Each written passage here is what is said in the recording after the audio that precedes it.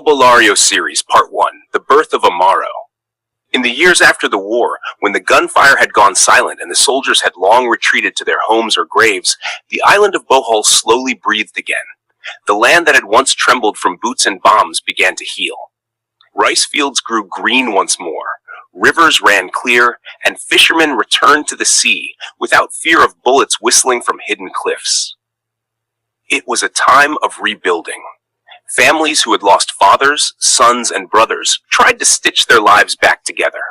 Bamboo houses were raised again, nipa roofs replaced those that had been burned, and the sound of carabaos pulling plows filled the mornings.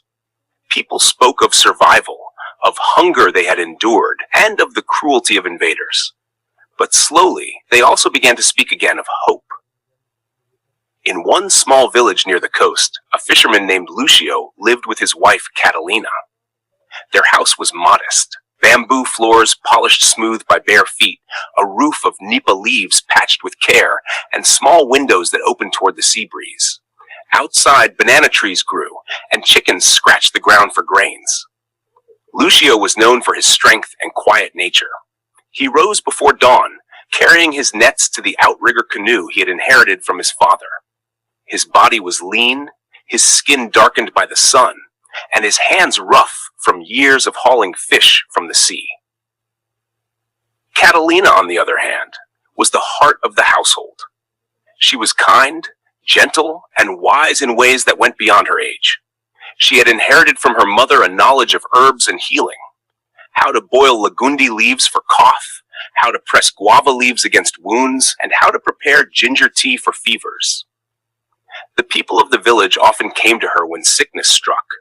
She was no priestess, no official healer, but her remedies worked often enough that she was respected.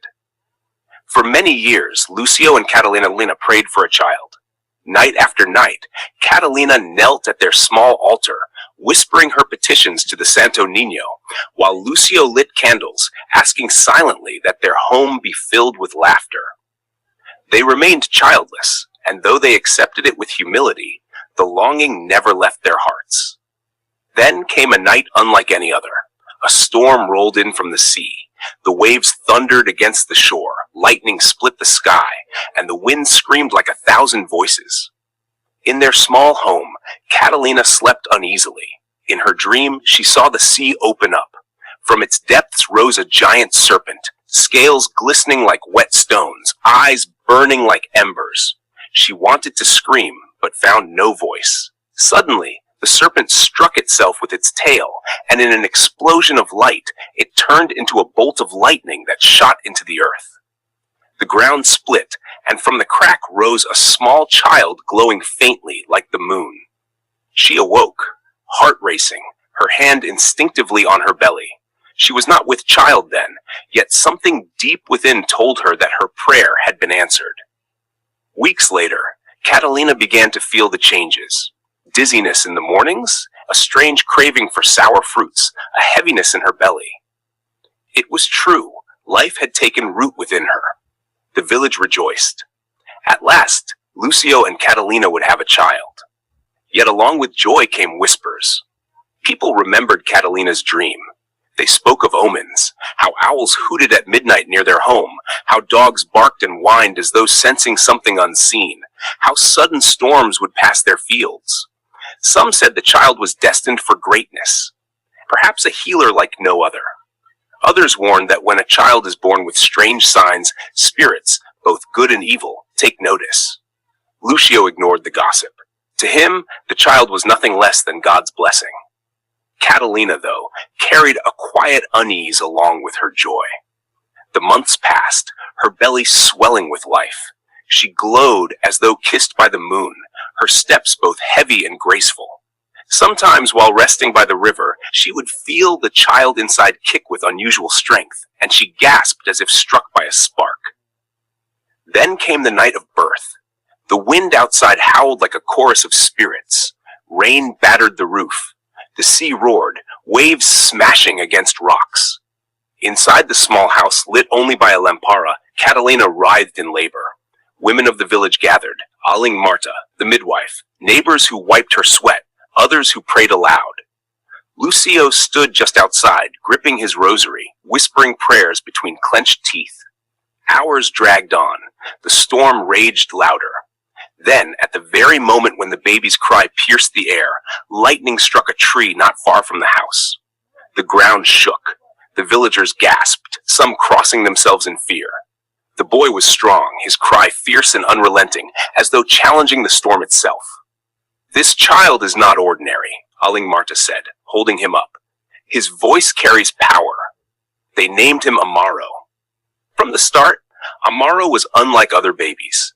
He rarely fell ill, and when he did, he healed quickly. His eyes were sharp, watching the world as though trying to understand it. When he laughed, it lifted spirits. When he cried, dogs howled in response. Some said he carried light. Others whispered he bore a burden too great for one so small. As he grew into a toddler, his presence only deepened the mystery. He was strong for his age. He mimicked his mother's work, pretending to pound herbs or mix leaves. Once when a neighbor's child burned with fever, Catalina went to help. Amaro, barely able to speak, placed his tiny hand on the sick child's forehead. Miraculously, the child quieted as though comforted. Word spread fast. "Amaro carries a gift," people whispered. But with every whisper of wonder came a shadow of fear. For in Bohol, people still believed. Spirits walked the forests. The Aswang prowled the night, craving flesh and unborn children. The Sigbin could steal life. The Encanto lured men and women into their realm with promises of beauty and riches. For them, these were not fairy tales. These were warnings passed down for survival.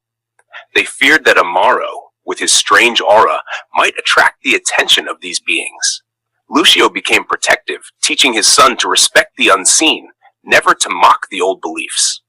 Catalina nurtured his gifts, teaching him herbs, roots, and prayers.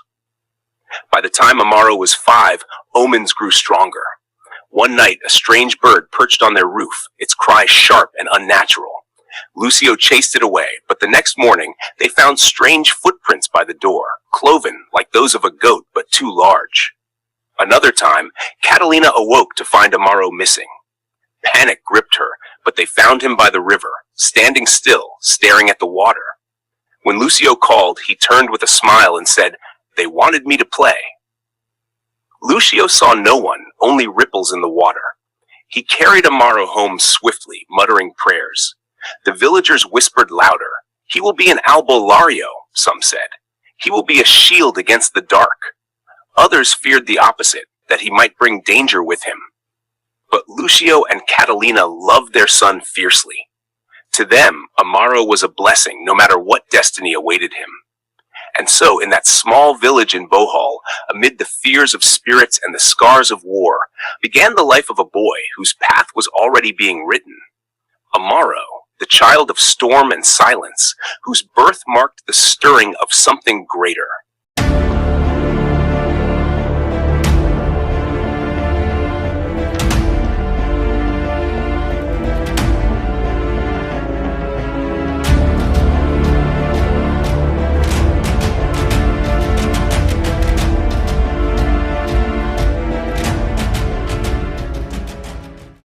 Amaro grew quickly, faster than most boys in the village.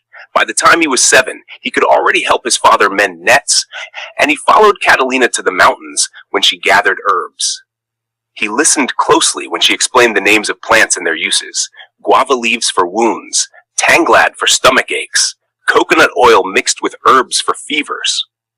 "Always respect the plant before you take it," Catalina told him. "Say thank you. Ask permission. Everything that grows has spirit."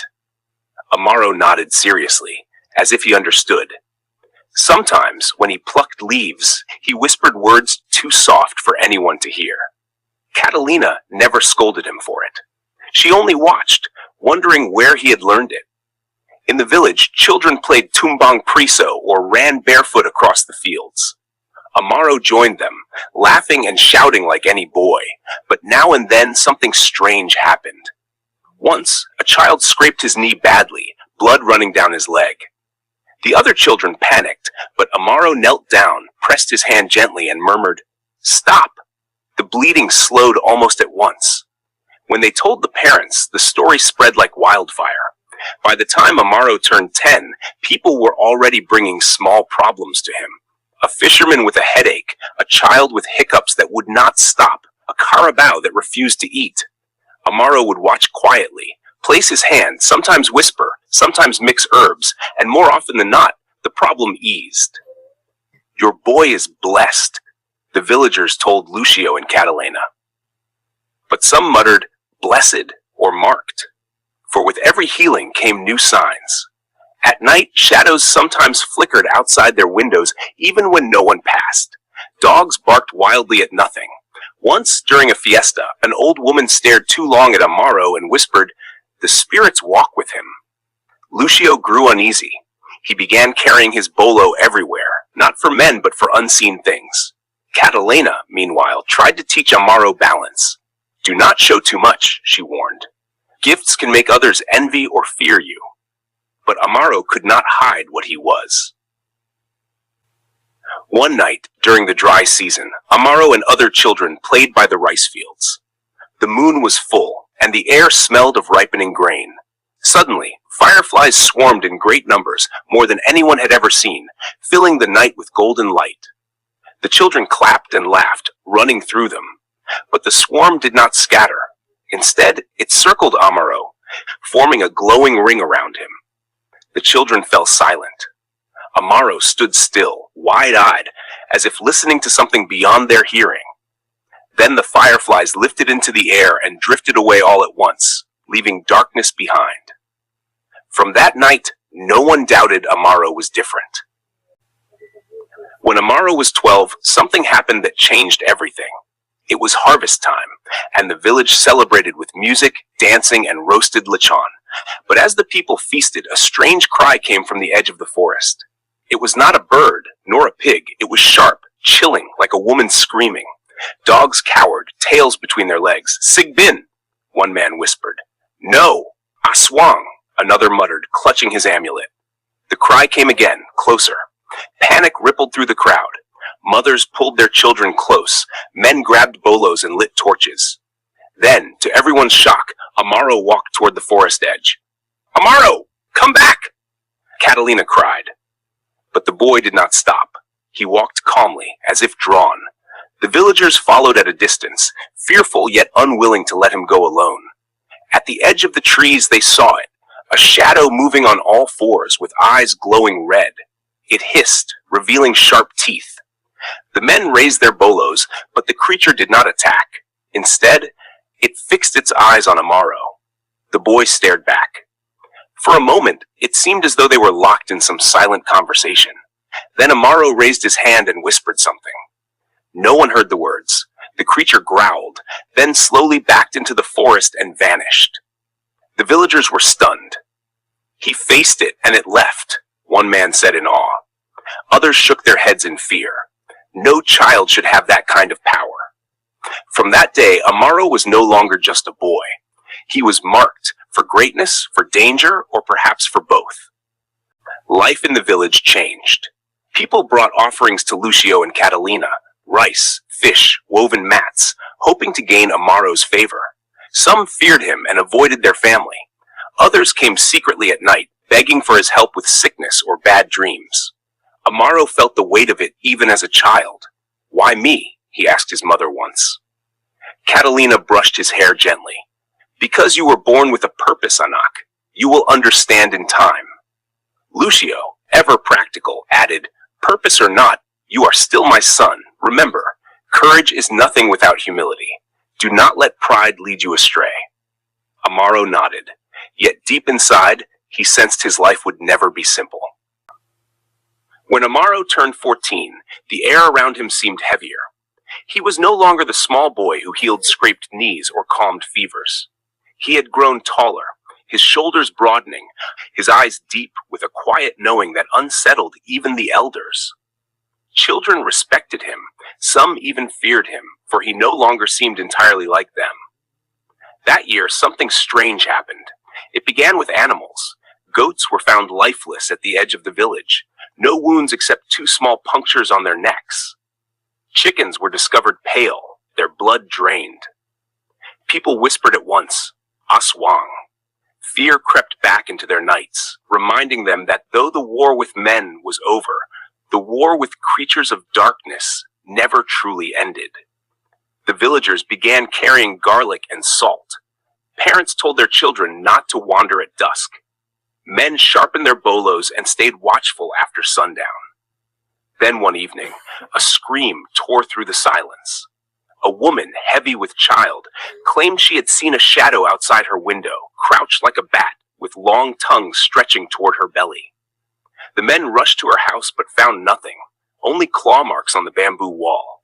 That night, the people gathered. Fear turned into anger, and when fear and anger mixed, suspicion rose. It started when the boy was born, one man said, his voice trembling. Strange signs have followed him always. Others nodded. When he was born, lightning struck. When he was small, shadows lingered by their house. Now animals die, and women hear creatures outside. Perhaps the spirits want him, or perhaps he is one of them. Lucio clenched his fists. He is my son, flesh and blood. Do not speak of him like a beast. Catalina's eyes burned with fury and hurt. Amaro has healed your children, your husbands, your wives, and now you turn against him? But fear is a fire that spreads easily. That night, Amaro sat alone by the river, listening to the current. He had heard the whispers. He had seen the suspicion in their eyes. He dipped his hand in the water and whispered, "Why me?" The wind rustled through the trees as if answering, but gave no words. The blood on his hands. One night, while the moon was thin and weak, Amaro awoke to a sound outside their house. Dogs growled, their hair standing on end. He felt a pull, a strange force, and quietly stepped outside.